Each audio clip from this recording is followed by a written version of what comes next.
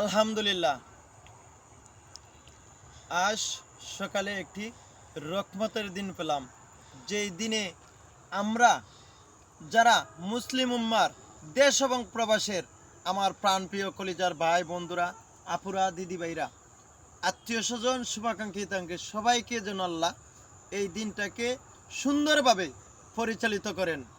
আমি এই দুটোটুকু মহান আল্লাহ রাব্বুল আলামিনের দরবারে প্রার্থনা করি, আল্লাহ যেন সবার সুস্বাস্থ্য এবং নেক হায়াত, এবং যারা আমাদের মধ্যে অসুস্থ আছেন, আল্লাহ যেন আমার মা সহ আমার ফ্যামিলি সহ আল্লাহ যেন সবাইকে অতি তাড়াতাড়ি সুস্থতা দান করেন।